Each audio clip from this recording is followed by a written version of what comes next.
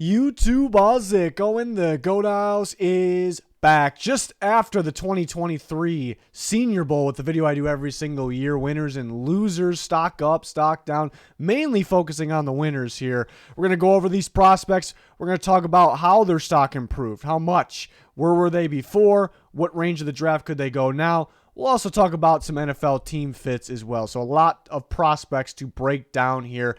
We got full offseason coverage, not just the draft, but free agency, trades, a lot more, covering the Super Bowl as well. We had a recent live stream yesterday. You can go back, check the replay of that. So join us, like, subscribe, turn notifications on. Follow us on Twitter, live news, rumors, and updates. Always talking with you guys on there. It's on your screen. There's also a link pinned in the comments. Twitter subscribers get some extra content there. We have sponsors. Walk the Mock. Best mock draft simulator, code GOATHOUSE50. We got GLD Shop, Liquid IV, code GOAT on there. Rocking the Philadelphia Eagles chain from the GLD Shop. They have all NFL teams and more. Some sick stuff. Check it out. First, we're going to talk about maybe more of a well-known guy, O'Cyrus Torrence, who we've been including in our first round of our mock drafts, the guard from Florida. Before the Senior Bowl, yeah, I mocked him in the first pretty much every time. Maybe there's some people that mocked him like just outside the first round sometimes, but for the most part, he was in the first because he's a good guard, and there's kind of a shortage on guards in the draft unless you're going to take one of those tackles and move in the guard, and I thought he had a dominant week of practice, mainly looking at practice there. He started, obviously, in the game, and an offensive line that he was a part of on that side of the Senior Bowl was pretty damn good. But because of the dominant performance, because you're able, teams were able to go out there and see this guard. That should be a safe pick, a sure thing. Play very well against good competition there, and then factoring in again that that he is probably like far and away the best guard. Again, unless you're going to move one of the tackles to guard, and you get to see him in action, almost like a tryout here.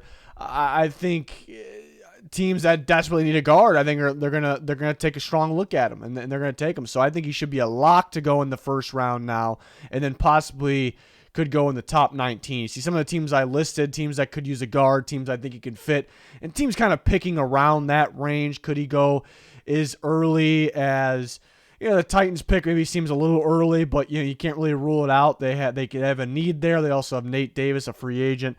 Could he go as early as the Commanders? Maybe looking at that Bucs range, I think if he falls to the Bills, I don't think the Bills would pass on him. I think they would take him. So mainly looking at the Bucs and the Bills there. But I threw some landing spots like I always do with some of these guys. We're mainly focusing on the prospects and their stock, what they did to their stock. So O'Cyrus Torrence is a guy to look out for in the first round. Should be a lock, pretty close to a lock in that first round. DeJuan Jones, tackle from Ohio State. He gets to the Senior Bowl. He measures in with a record-breaking wingspan. I think equivalent to a guy that's like 7'4", 7'4", 7'5", 7'6", somewhere around there. Just ridiculous. And that, he's a winner from that alone because most teams just draft, obviously got to have some good tape for the tackles, from those tackles, but purely off traits, the best tackles in football, your Pro Bowl tackles, not just recently, but over the last several years, they're lengthy. Not only are they good, not only are they quick, they're strong, but they are very lengthy, and more teams are hopping on board of that, going for the guys that have the traits. And Jones, had pretty good play there at Ohio State, and he's definitely a fit at probably the right tackle position where he played at Ohio State. Before, he was not really getting talked about a whole lot, but he was kind of a late 2 guy, maybe as early as mid 2. Now I think he has a shot to go late 1. I think you see he's a good tackle, and then you have the freakish length and upside because of that. Everyone's going to want to work with a guy like that. And then he still has a possibility to go in the second round. Definitely realistic to go in the second round. So some teams that kind of in that range, late 1, somewhat early 2, that could use a tackle. Possibly, I'd like him more at right tackle, but teams that could use a tackle. Again, I think teams, coaches will see this guy as an upside guy, but he's already got some pretty good play under his belt as well. So, and I thought he had a good week of practice. It's not just the measurables, but that definitely helps. I think of a guy last year's class. Braxton Jones played at Southern Utah. Not the best competition out there, but he had a good tape, and he had the length. He had the traits, and he ended up slipping a little bit. But I was very high on him because you could see the upside here. Now you got a guy with those traits, but also some really good play against some good competition. So I think teams are going to really love that. Another offensive lineman, Darnell Wright. I've been sneaking him in the first round of quite a few of my mock drafts, and I haven't really seen him in too many. I don't really pay attention to too many, but I haven't really heard his name, I guess, when it comes to, because right now everyone's kind of just talking about the first round, maybe first round prospects. I feel like what I'm trying to say is I haven't heard his name enough really in that category, and I think he should be locked in right around there. Before he was kind of a top 50 guy. We had him as like a top 32, a top 31 guy. After the Senior Bowl, yeah, look at the top 32. Should be a first round guy. Could just go barely into the second round. Remember, there's going to be 31 picks in the first round. But some of the, similar to DeJuan Jones. I think Wright's probably going to be higher on my board. Maybe people will view a little more upside with Jones. But, yeah, so some similar teams that can definitely use Wright. More likely a right tackle, can play that left tackle spot. But he had a really good week. And then started the game. I mean, the second play of the game. We highlighted on Twitter. Put somebody in the turf there. So I think second rep he had on the offense there. It was an impressive one. He was impressive all week as well. So this is one that really should be going, late first round. He definitely should be going. Should have locked himself in there. We'll see. Another offensive lineman. This one is center John Michael Schmitz. Was dominant in practice all week. We heard his name pop a bunch. Was really good in those one-on-ones. If you need a center, here's your guy. There's a couple of them too. I like Tippmann from Wisconsin, but Michael Schmitz had a really good week and kind of being able to see him there, see him snap the ball, see him block after snapping the ball. Dominant work in one-on-ones. It's kind of a good sign. If you're looking for that center, you feel a little more comfortable taking him. Everyone's different. How early do you take a center? Some teams just won't do it in the first round. This is a guy that was probably a late second, maybe a mid-second before. He's kind of somewhat of a bigger name for the center position. Now he actually has a shot to go late one. There's some teams that need a center there, kind of late one, could still go early second. So a lot of good offensive linemen, as we can see, but some teams that do need or may need a center there. You see I listed. But yeah, I definitely can see, Linderbaum was more of a bigger name, I suppose. But I was one that wouldn't have been surprised if he went in second just because of the value of the center position. So, maybe teams just looking for that sure thing center. He could sneak into late one there. Michael Wilson, I think maybe was the biggest winner of the entire week. I mean, he had a great week of practice, not just one-on-ones. With receivers, I focus more so on, the scrimmages, the games, and the actual game than the one-on-ones. When it comes, I say this every year, when it comes to one-on-ones, the receivers should win. They should get separation every single time. Of course, it could be impressive if they do that, but I expect them to get separation. But he did that, looked really good throughout the week of practice, really caught everyone's eye. And, he wasn't a super productive guy last year. Stanford really wasn't that productive offensively. He did have some injuries pop up as well, Wilson, that is. But really good week of practice, and he had a fantastic game, too. Not only just catching the ball and getting production, but how he did it, separating, with some good routes, but then he had kind of a jump ball that, I know one of the defensive backs ended up falling down, but he ended up getting and scoring a touchdown too. So he could have been the MVP of that game. He could be the MVP of the week, and he's probably the biggest riser. I mean, we were talking about mid to late day 3, with a guy like that, because there's maybe the lack of production, the injuries, but with the seeing him out there play like that, not only throughout the full week of practice, but for the game as well. I mean, it's big time too, especially given that it's not the strongest receiver class. There's solid players, but doesn't really feel like there's that many sure thing receivers. Like, there's solid receivers, but they're somewhat of a gamble. It's not as strong as the last several years. So for teams to go out there and see it, right in front of their eyes, at basically an NFL draft, an NFL tryout here, that's a great sign. So teams might be more comfortable with going with him over some other guys kind of in that range. So we kind of went from that mid to late day 3 to a top 100 player. If teams feel good, about, the durability maybe going forward, that could even shoot him up even more. So, we'll see. I thought he was one of the biggest winners of the day. And I listed some teams there. Some teams I really could see him fitting. There's, if we're talking like top 100 around that range of the draft, I mean, you can list so many teams that can grab a receiver around that range, like anybody. like whether you need a receiver or not. Could be depth, could be a starter if some team's still desperate, But these are teams I felt like I could see him playing on. So maybe the biggest winner of the weekend there. Jaden Reed's another one, more so during the week of practice. He did have a big play in the game. One big play in the game. They tried to get him going early, too. And there's an offensive pass interference in there. But, Jaden Reed, you see him. He's a shifty slot receiver, can get separation. Yeah, he had a big week of practice. Underrated, I guess, contested catches as well. Yeah, kind of the similar situation of Michael Wilson.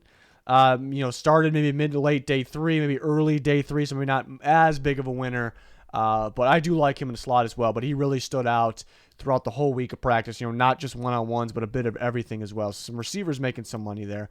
Tyjae Spears was a big name, with the buzz, around the week of practice. Not only running the football, but he's really good running the football. Looking at those scrimmages, it's not full contact. Especially after the line of scrimmage, but he was making people miss in the backfield, breaking tackles, and there's some contact there, obviously, and breaking loose, but catching the ball out of the backfield, downfield, the route running, getting the separation, look like a twitchy receiver with some double moves, wasn't, even though he was extremely productive, a big play guy at Tulane, wasn't really talked about a whole lot. I think it's mainly because, running back, the value of the running back position kind of last several years kind of going downhill a little bit, and there's just so many good ones and big name guys that people weren't talking about Spears that much, but could be an early day 3 type of guy. If somebody's looking for that receiving back to be the kind of their RB2, that's why I listed some other teams that could use a guy like that. Their RB2 could be RB3 to just use as receiving back, so very impressive. Just mainly how the footwork in the pass, with him as a pass catcher. That's kind of what stood out to me quite a bit there. So Spears, very impressive. I think a lot of people were talking about him. Payne Durham stood out during a week of practice, and he stood out in the game as well. One specific drive, he only had 2 catches, but one near the goal line was very impressive contested catch. And then he had the touchdown as well where he gets separation. I mean, this is a guy that can block too. We saw that throughout practice. It's a guy that can block. It's a guy that was productive at Purdue, and it's a guy that during the week of practice, during the Senior Bowl in general, the whole Senior Bowl, he's showing he can make contested catches, but sneaky with getting separation. So it almost feels like he's a total package type of tight end right now in a loaded tight end class. So maybe he's still behind quite a few guys because it's an absolute loaded tight end class. But yeah, he goes from not being talked about a whole lot, maybe around round 5, maybe some people thought maybe round 4, but late 3, early 4 after an impressive full week. For him, and some teams that could use a tight end around that range are listed. But yeah, tight end class, we knew it was great, but him not only showing out, but again, like total package type of guy. Like he's getting separation. The contested catches probably stand out the most, but the fact that he can block well as well, and he showed that there. We're not missing too much here, So I think it's a safe pick around that range, and he had production at Purdue too. He had production. Keanu Benton, the Wisconsin defensive tackle, mainly is on this list and made his money throughout a week of practice, looking at one-on-ones, even in the scrimmages, blowing things up.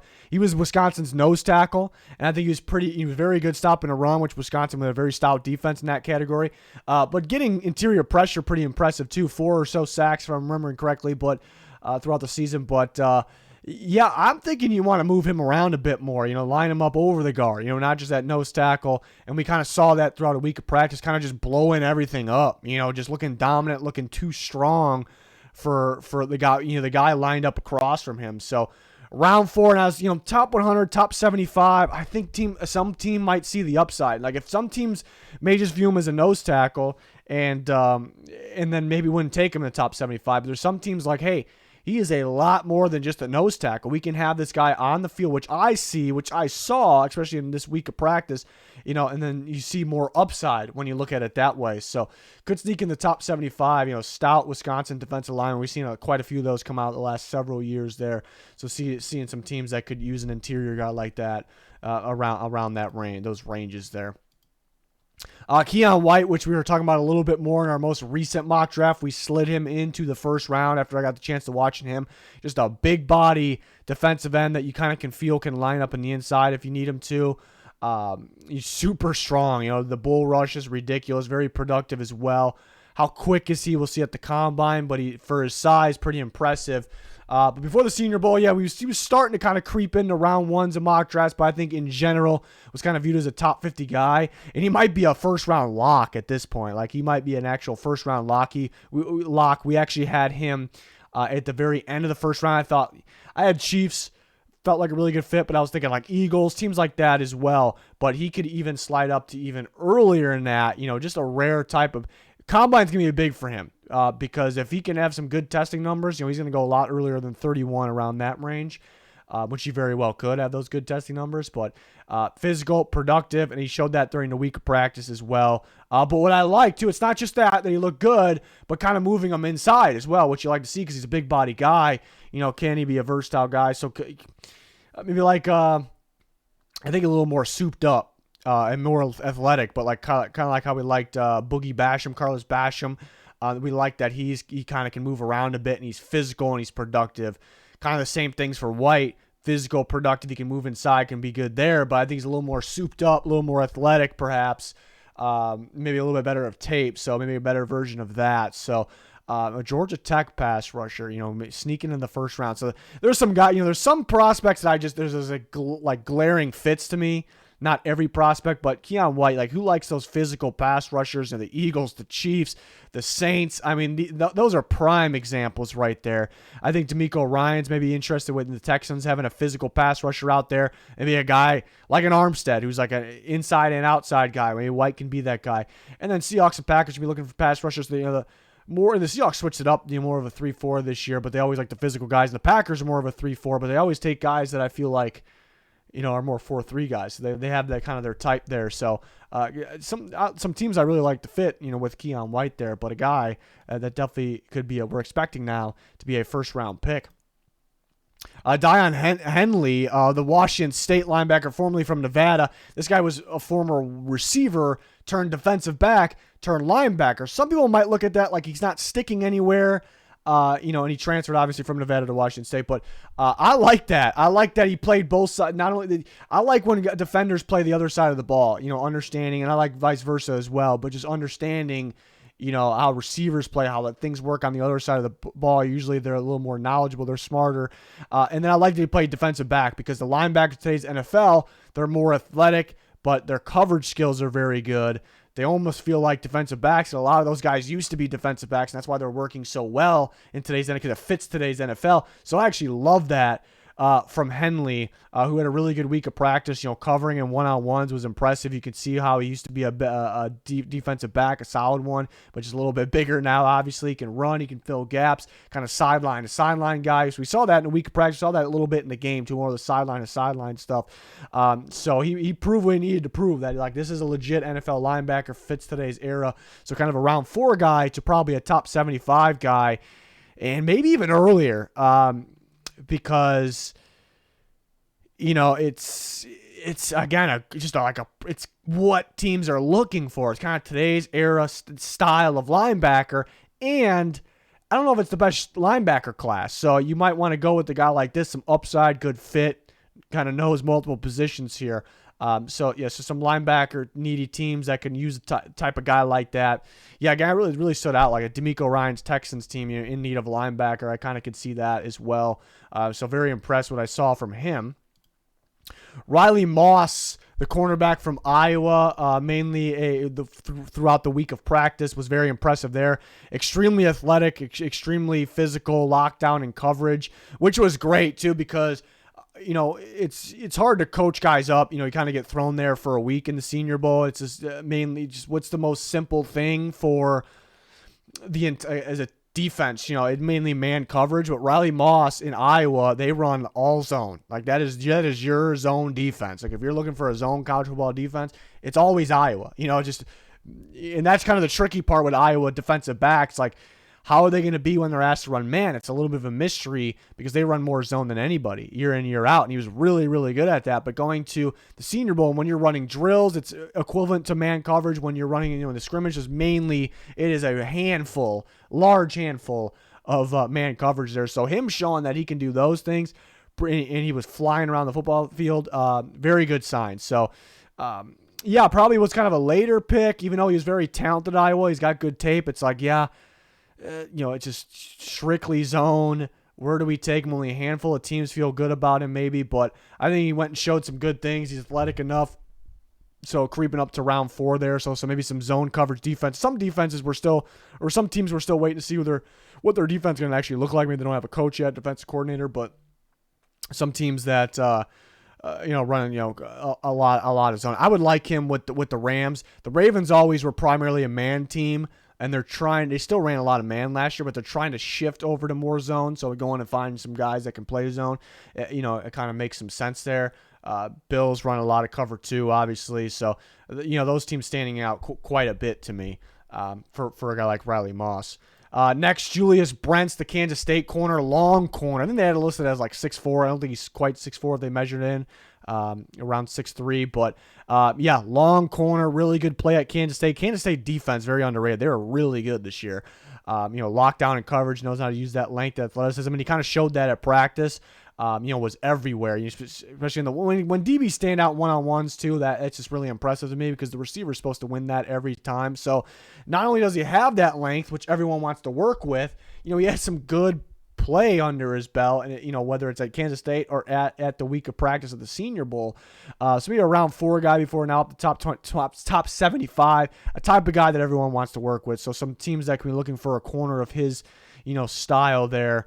Is listed, but very impressed. A lot of corners. We already know it's a really good corner class, but a lot stood out as well. And then one of the bigger winners I thought of the week, one of the more standout guys of the week, Sidney Brown, the safety of Illinois. We knew he was good. He played incredible at Illinois this year, all over the football field. I mean, making plays on the ball in the back end. Getting his hands on the ball, being a playmaker.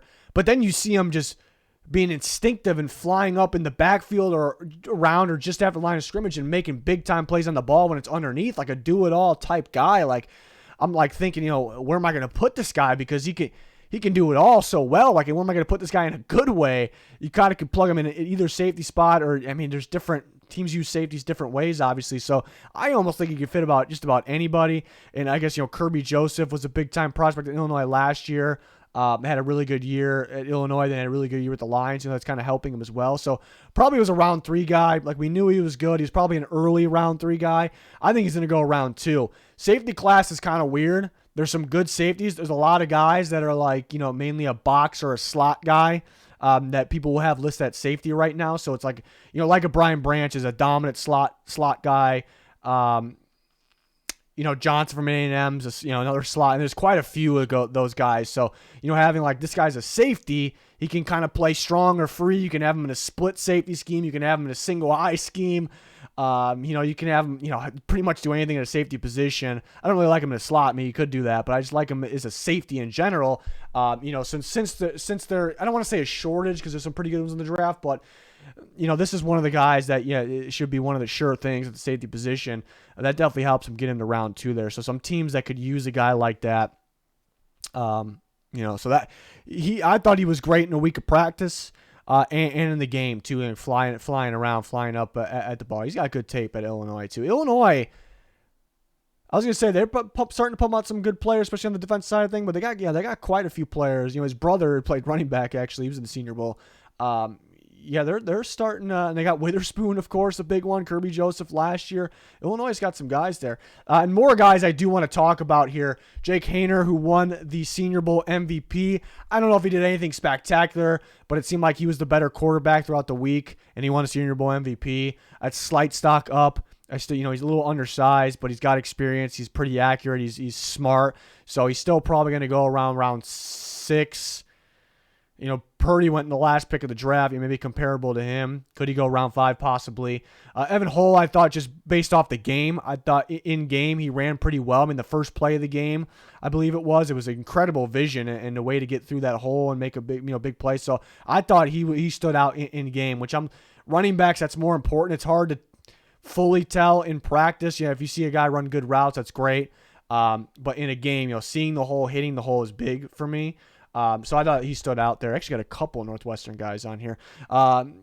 Nathaniel Tank Dell, receiver from Houston, was really dominant one-on-ones all week. Getting separation, probably separated better than anybody. I'm not going to put too much stock into one-on-ones for receivers because they should get separation.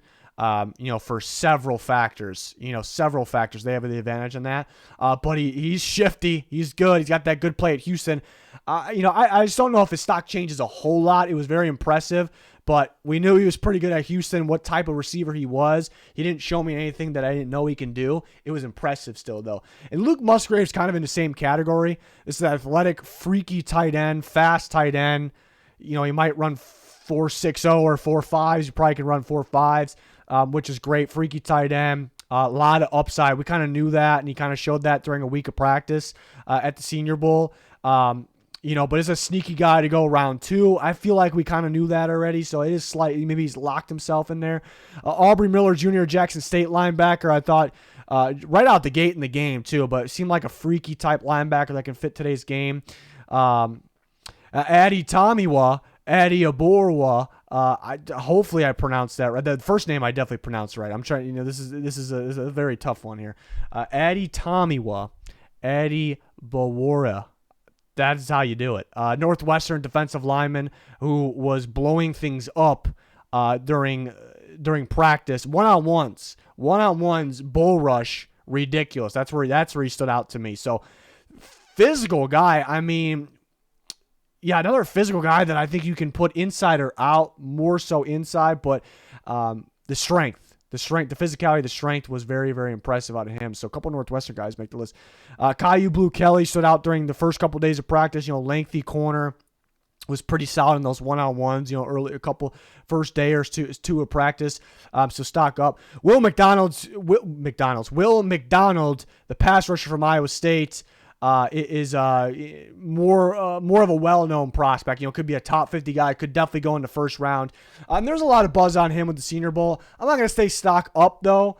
I'm going to say, I think it's kind of around where he's at, where he already was. Like could sneak in the late first round. He could go second round. He had some good moments throughout practice using his speed.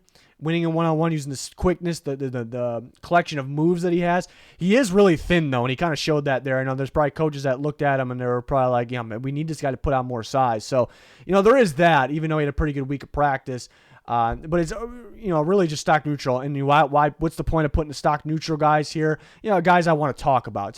He looked really good in practice. He's an athletic pass rusher, speed rusher, but he's got some good moves as well on the outside. He's really thin, though. I do need to put on some size. I think teams will think that as well. So it's just the guy I wanted to talk about. And then I'm blocking this, but Cody Mock, offensive lineman from North Dakota State, who was a tackle, but he gets to the Senior Bowl, and there's always those guys that they have him playing here on one-on-ones or, in drills, scrimmage, and in the game, kind of all playing 3 different positions, even at center for an offensive lineman. So he's a versatile offensive lineman, so that's great. He's got some pretty good tape. He was a pretty good player, so that's good as well. It is a little weird at the same time, though, because they moved around so much that sometimes he did struggle in certain spots or all spots at certain times. But it was a difficult challenge. So it's a tough one because we kind of already thought of him as a kind of a sneaky second-round guy, maybe early third. The fact that he's versatile is great, but did his stock actually go up? Some team going to view him here, some team's going to view him there, and some team's going to view him there. So I don't know if his stock actually went up, but impressive stuff and intriguing stuff because this guy, they're moving around quite a bit, obviously, for a reason. Teams are telling him where to put him. It's not just one guy deciding I'm going to move him around a bit throughout practice and throughout the game. And I'm kind of blocking this, but there's probably more in this. I don't like focusing on the negatives a whole lot here, but Blake Freeland, who had a really good season for BYU. Some people were talking about him in the second round. He struggled. He struggled throughout the week and the game as well. I thought, the speedy pass rushers might have been too fast, but mainly the physical pass rushers were just too physical. Then Christopher Smith, who thought, a Georgia safety who could be a late first-round pick, maybe still can be. Maybe most people thought maybe second round. I didn't really love. It's not a huge negative here, but I didn't really love what I saw throughout practice. You can see he kind of just really fits that Georgia scheme. They kind of had him at single high free sometimes throughout practice. I think I saw a moment in the game as well. In just too much open field maybe, because his best moments, he's got some pretty good range because of his athleticism in the back end. he had some good moments like that at Georgia, but he also had great moments just attacking the line of scrimmage. So they kind of had him playing a lot of time as a single high free. If the ball got underneath him, there was just too much space. He took a bad angle, something like that. Not too many bad moments, but for a guy that I think highly of, I saw it. Then Rasheed Rice, SMU receiver, who an incredible year. I thought he would light it up a little bit more. In one-on-ones, things like that. There was other guys that were far more impressive, which I thought he maybe should have been the most impressive guy there. I didn't think we'd be talking about, and Dell doesn't surprise me, but I didn't think we'd be talking about this, Stanford receivers, Michigan State receivers more than Rasheed. I know he plays at SMU. Those are bigger schools, but just a bigger name guy, I guess is what I'm saying. Than Wilson or Reed, coming in this game. So this week, I should say. So, and there's more guys that, probably stock changed a little bit. We can go over so many guys here, but that will be it. We talked about a lot of guys here. So hopefully this was helpful to you guys. If you think I missed anybody or guys you want to talk about, you can let me know in the comments. We're always talking to you guys on Twitter as well. But yeah, that's going to wrap this up. We got full NFL coverage. In season, off season, we got you covered. Free agency right around the corner. We're already, getting some content out about that. So join us, like, subscribe to notifications on. Follow us on Twitter. That is very important. Link pinned in the comments for that. Anything else you're looking for, it's going to do it. Thanks for watching. Goodbye.